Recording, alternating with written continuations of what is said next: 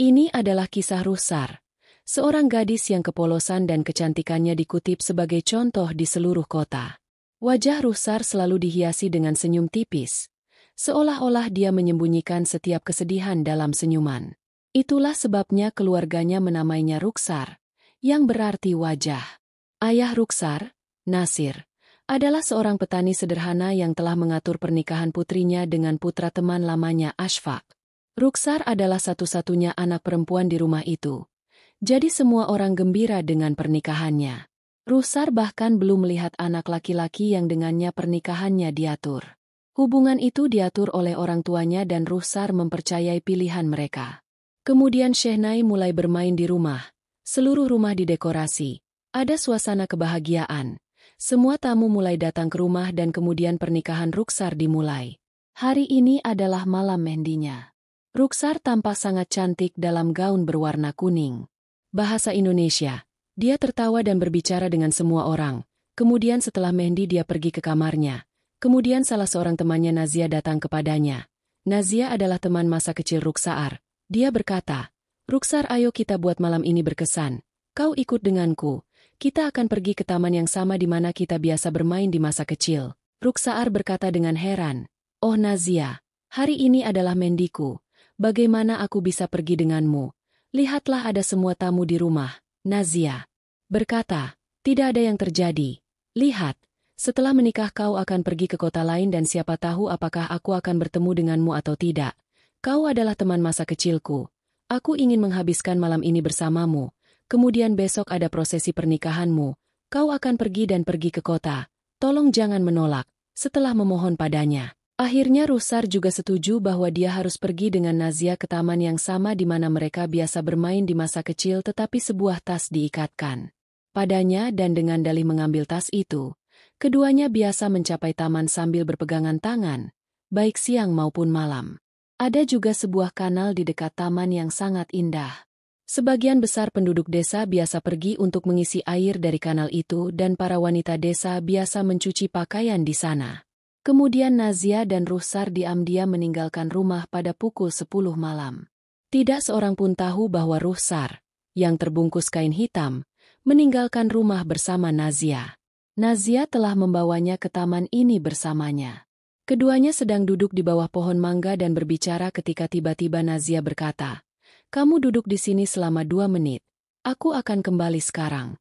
Rukhsar berkata dengan cepat, "Hei, kemana kamu pergi meninggalkanku sendirian?" Nazia berkata, "Aku akan kembali sekarang. Sebenarnya, aku telah melupakan satu hal. Aku harap Amma tidak mengetahuinya. Aku akan menyembunyikan hal ini dan datang." Sepertinya Nazia datang sangat pagi. Dia meninggalkan Rukhsar sendirian di taman itu pada malam hari dan pergi. Rukhsar sangat takut karena ada kegelapan di sekelilingnya. Dan Nazia telah meninggalkannya di taman itu pada tengah malam dan pergi saat dia masih mengenakan pakaian mehendinya. Dia berdoa agar Nazia segera kembali. Mungkin dia telah membuat kesalahan dengan datang ke sini. Dia berdiri dan begitu dia berbalik, tanah tergelincir dari bawah kakinya. Seorang pemuda gelandangan dari desa itu berdiri di depannya yang bernama Japhet. Ada binar di mata Japhet saat melihat Rukhsar tetapi Rukhsar menjadi sangat marah saat melihatnya. "Apa yang kamu lakukan di sini?" Japhet tersenyum dengan cara yang aneh dan berkata bahwa aku datang untuk membalas dendam atas penghinaanku. Mendengar ini Rukhsar menjadi takut dan bertanya penghinaan yang mana? Japhet datang di depannya dan berkata bahwa pada hari itu ketika aku mengatakan kepadamu bahwa aku menyukaimu dan ingin menikahimu, kamu menampar wajahku. Hari ini aku akan membalas dendam atas tamparan ini. Hari ini adalah malam mehendi MU. Kamu menolak untuk menikahiku. Kamu mencoba mencemarkan nama baikku di seluruh desa. Dia memberitahu keluarganya bahwa aku adalah seorang pemuda gelandangan dan hari ini aku akan membalas dendam darimu untuk ini. Dia menangkap Rukhsar dengan kedua tangannya. Rukhsar menjerit dan berteriak tetapi tidak ada seorang pun yang mendengar suaranya karena Japhet telah meletakkan tangannya di mulutnya. Dia memaksakan dirinya padanya. Rukhsar telah kehilangan rasa hormatnya pada malam mehendi. Nazia telah menipunya ke taman. Dia telah menipunya atas nama persahabatan. Dia bersekongkol dengan Japhet tetapi Japhet membalas dendam dan meninggalkannya dalam kondisi yang sama. Ruksar menangis menyembunyikan wajahnya di tangannya. Apa yang terjadi padanya? Hidupnya telah hancur. Kemudian dengan susah payah dia sampai di rumah. Dia tidak menyebutkan ini kepada siapapun. Dia telah menyembunyikan ini dari semua orang. Tetapi sejak Nazia tidak datang di depannya, dia menangis darah saat melihat teman masa kecilnya begitu berbahaya dan tidak setia. Dia menangis karena Japhet. Atas permintaan Japhet, pada malam Mendinya, dia membawanya ke taman, itu juga sengaja, di mana Japhet bermain dengannya. Bagaimana bisa seseorang melakukan ini pada seorang gadis di malam Mehndi? Keesokan harinya adalah prosesi pernikahan Ruksar, tetapi senyumnya telah menghilang dari bibirnya. Sekarang dia telah lupa bagaimana tertawa dan tersenyum dan duduk seperti mayat. Dia bahkan tidak bisa tertawa. Orang-orang berusaha membuatnya tertawa, tetapi ia terdiam. Keterkejutan terlihat jelas di wajahnya. Semua orang bertanya-tanya apa yang terjadi pada Ruksar. Apakah ia tidak bahagia dengan pernikahan ini? Namun tidak seorang pun tahu apa yang telah menimpa Ruksar. Ia kemudian mengenakan gaun berwarna merah dan tampak sangat sedih. Ia ingin memberitahu semua orang bahwa ia tidak lagi layak untuk menikah. Ia tidak dapat menipu siapapun karena ia telah kehilangan harga dirinya. Japhet telah membalas dendam padanya dengan menghancurkan harga dirinya. Tetapi sekarang ia telah menjadi gadis yang tidak memiliki harga diri. Jika rahasia ini terungkap kepada suaminya pada malam pernikahan, kemana ia akan pergi? Memikirkan hal ini, seakan-akan tidak ada kehidupan dalam tubuhnya. Kemudian setelah kepergiannya, ia tidak meneteskan sedikit pun air mata. Orang tuanya juga khawatir tentang apa yang telah terjadi pada putri mereka. Tidak seorang pun tahu bahwa ia telah kehilangan harga dirinya dari keluarganya pada malam Mendinya. Atas desakan temannya, ia diam-diam pergi bersamanya ke taman, tetapi gadis yang tidak bersalah itu tidak tahu bahwa ia telah menjadi bagian dari sebuah konspirasi dan sebagai akibat dari konspirasi itu, kehidupan Ruksar hancur. Akhirnya, dia pergi ke kota lain dan menikah dengan Isfak. Isfak adalah suaminya. Begitu Ruksar memasuki ruangan, Ruksar sangat takut.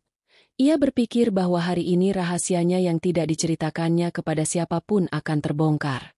Ashfaq masuk ke dalam kamar. Ia melihat Ruksar sebagai seorang pengantin, yang sedang duduk dengan kepala tertunduk dan tampak sangat cantik namun ada kekhawatiran di wajah Ashfaq. Sepertinya ia sedang kesal akan sesuatu. Lalu ia duduk di hadapan Ruksar dan berkata kepadanya, "Ruksar, tolong maafkan aku. Aku belum siap untuk pernikahan ini. Namun anggota keluargaku memaksaku untuk menikah." Ruksar terkejut mendengar hal ini. Lalu Ashfaq berkata dengan malu, "Sebenarnya aku tidak mampu untuk menikah. Aku seorang impoten." Mendengar ini, kaki Ruksar mati rasa. Dia menatap Ashfaq dengan takjub. Alam sendiri telah mempermudahnya ketika Ashfaq mengatakan padanya bahwa dia impoten dan tidak layak untuk menikah tetapi keluarganya memaksanya menikah karena mereka tidak mengetahui rahasianya. Dia melipat tangannya di depan Ruksar dan berkata kepadanya, "Aku yakin kamu juga akan menghormatiku dan tidak akan pernah mengungkapkan rahasiaku ini kepada siapapun." Ruksar telah berjanji padanya karena dia tahu bahwa dia juga menyembunyikan rahasia. Jika Ashfaq mengetahui hal ini, dia akan menceraikannya pada malam pernikahan itu sendiri. Syukurlah, Tuhan telah merahasiakannya. Kehormatannya tetap tersembunyi di sini. Ashfaq menjaga kehormatannya dan dia telah berjanji untuk menjaga kehormatan Ashfaq. Ashfaq impoten. Dia tidak pernah mengatakan ini kepada siapapun. Dia telah memberitahunya tentang hal itu tetapi dia tidak tahu apa yang akan terjadi padanya di hari-hari mendatang. Kemudian hari-hari terus berlalu seperti ini. Suatu kali dia bahkan bertemu dengan anggota keluarganya bersama Ashfaq, tetapi tidak ada kebahagiaan di hatinya seperti biasanya setelah menikah. Gadis-gadis berdandan dan bersiap-siap. Dia tidak memiliki hobi seperti itu. Anggota keluarga Is juga biasa menyuruhnya untuk bersiap-siap dan tetap bersiap-siap. Kakak-kakak perempuan Is sangat menyukai kakak ipar mereka yang cantik yang selalu diam. Nama ibu Is adalah Farida, tetapi Farida adalah wanita yang pemarah. Dia melihat Ruksar selalu diam dan terus berbaring di kamar. Kemudian suatu hari dia datang dan mengatakan kepadanya bahwa sudah seminggu sejak pernikahanmu. Sekarang mulailah melakukan pekerjaan rumah tangga. Anak-anak perempuanku masih kecil. Mereka tidak bisa melakukan pekerjaan rumah tangga. Ruhsar menundukkan kepalanya di depannya dan berkata, Bu, seperti yang ibu katakan, aku akan melakukan semua pekerjaan rumah tangga karena aku tidak perlu melakukan semua pekerjaan rumah tangga. Tahu cara bekerja Farida terkejut mendengar ini. Ia berpikir bahwa Ruhsar adalah gadis yang cerewet. Ia akan menyangkalnya. Tetapi ada keheningan di wajahnya. Seolah-olah ada rahasia besar yang tersembunyi dalam keberadaannya dan Ruhsar biasa melakukan pekerjaan rumah tangga dengan tenang. Ia tidak banyak berbicara dengan siapapun karena ia tidak ingin memberitahu siapapun tentang malapetaka yang telah diramalkan untuknya. Ibu mertuanya Farida sangat senang dengannya karena ia memiliki menantu yang sangat baik. Sementara Isfak juga senang bahwa Ruhsar telah menyembunyikan rahasianya. Jika kebenarannya terungkap di hadapan dunia, maka mungkin ia tidak akan dapat menunjukkan wajahnya kepada siapapun. Kemudian hari-hari mulai berlalu seperti ini. 1 bulan telah berlalu sejak pernikahan mereka. Suatu hari Isfak pulang dari kantor dan ia sedang mengemasi tasnya dengan tergesa-gesa. Ruhsar terkejut melihatnya. Ia bertanya kepadanya, "Kemana kamu pergi?" Is mulai berkata kepadanya, "Salah satu temanku mengalami kecelakaan. Aku harus pergi ke kota lain." Mendengar hal itu, Ruhsar terkejut karena Husar akan pergi ke kota lain dan meninggalkannya sendirian di sana. Namun, Ruhsar tidak mengatakan apapun kepadanya. Is pergi ke rumah temannya sementara Husar tetap mengerjakan pekerjaan rumah tangga dengan tenang. Apapun yang telah terjadi padanya, kalimat itu telah meninggalkan dampak yang dalam di benaknya. Kemudian suatu hari tiba-tiba kesehatannya memburuk. Dia muntah terus-menerus. Dia jatuh sakit dan jatuh di tempat tidur. Ibu mertuanya, Farida, menjadi khawatir setelah melihatnya dan berkata kepada Husar, "Apa yang terjadi padamu? Mengapa kamu begitu sakit? Ikutlah denganku. Aku akan membawamu ke dokter." Namun, Ruhsar tidak mau pergi ke dokter. Jadi dia langsung menolak. Namun, keesokan harinya ketika kondisi Ruhsar memburuk, Farida membawanya ke dokter. Dokter itu seorang wanita. Dia memperhatikan Ruhsar dengan saksama. Kemudian dia mulai mengatakan kepada Farida bahwa menantu perempuanmu sedang hamil. Dia akan menjadi seorang ibu. Farida terkejut mendengar hal itu karena baru 1 bulan sejak Ashfaq dan Ruhsar menikah. Melihat keterkejutan Farida, dokter pun mulai berkata padanya, "Sudah berapa lama menantu perempuan saya menikah?" Kata Farida, "Baru sebulan anak laki-laki saya menikah." Dokter mulai berkata kepadanya, "Ini adalah masalah kebahagiaan bahwa menantu perempuan Anda akan menjadi seorang ibu." Farida pun sangat senang. Ia pulang dengan bahagia bersama Hasar.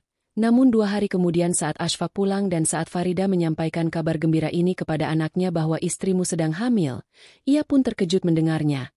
Ia menatap Ruhsar dengan mata penuh amarah. Ia tak dapat berkata apa-apa kepada Farida. Namun begitu masuk ke dalam kamar, ia menatap Hasar dengan penuh kebencian dan berkata, "Mengapa kau lakukan ini padaku?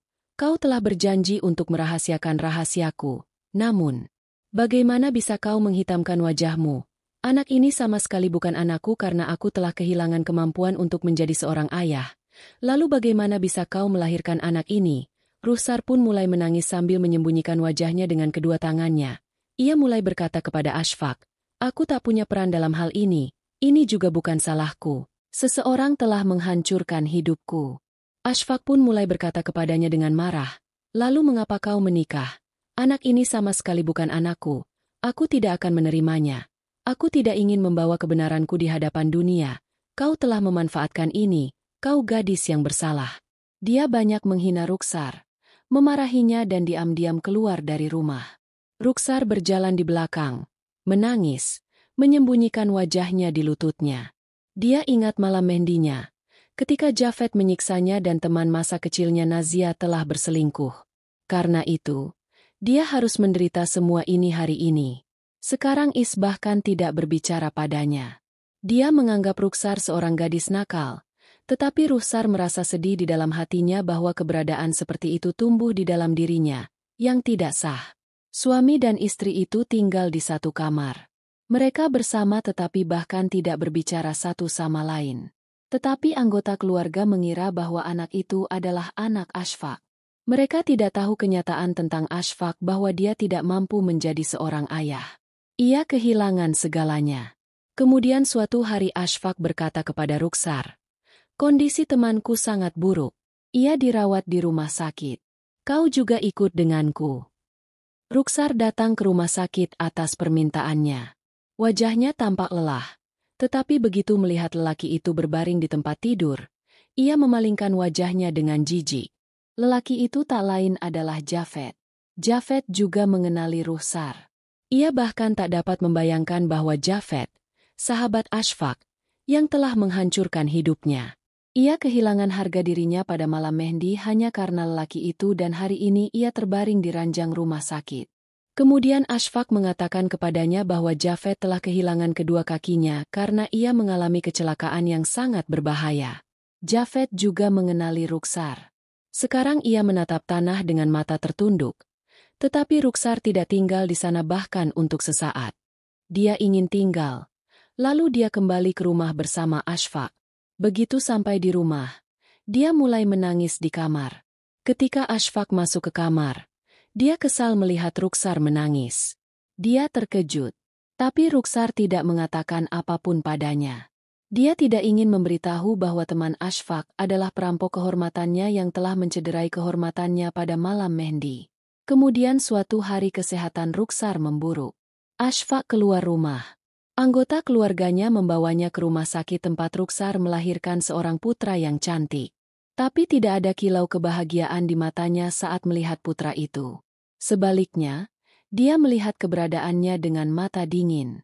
Ketika Farida memberitahu kabar baik ini kepada putranya bahwa dia telah menjadi ayah dari seorang putra, tidak ada kebahagiaan di wajah Ashfaq. Karena dia tahu bahwa anak ini bukan miliknya. Dia merasakan banyak kebencian untuk anak ini tetapi Rukhsar berpikir bahwa jika rahasianya terungkap ke dunia, dia tidak akan bisa menunjukkan wajahnya dimanapun. Sekarang dia membesarkan anak ini. Semua anggota keluarga mencintainya tetapi ada kebencian di mata Ashfaq. Dia merasakan kebencian yang besar terhadap anak ini karena anak itu bukan miliknya, melainkan kesalahan Rukhsar sementara Rukhsar juga tidak bersalah. Kemudian perlahan-lahan anak itu mulai tumbuh dewasa tetapi Farida menyadari bahwa Ashfaq tidak memangku anak itu dan tidak mencintainya. Kemudian suatu hari dia mulai berkata kepada Ashfaq, "Nak, kamu tidak mencintai anakmu seperti ayahmu mencintaimu. Aku merasa sangat sedih melihat ini. Apa alasan di balik ini?" Bahasa Indonesia. Ashfaq tidak mengatakan sepatah kata pun padanya dan diam-diam pergi dari sana karena jika dia telah memberitahu rahasia Rukhsar kepada ibunya, maka mungkin Rukhsar juga akan memberitahu rahasianya kepada ibunya. Jadi dia tetap diam. Lalu suatu hari dia memberitahu Rukhsar bahwa hari ini temanku Japhet telah meninggal dunia. Mendengar ini mata Rukhsar terbuka lebar. Lalu dia mulai berkata tetapi ketika sekarat dia mengatakan kepadaku hal yang aneh. Dia mengatakan untuk memberi tahu istrimu Rukhsar untuk memaafkanku. Setelah semua yang telah dia lakukan, beritahu aku juga. Tetapi Rukhsar tidak mengatakan sepatah kata pun kepadanya. Dia telah meninggal dan dia tidak ingin mengatakan hal-hal buruk tentangnya di depan Ashfaq.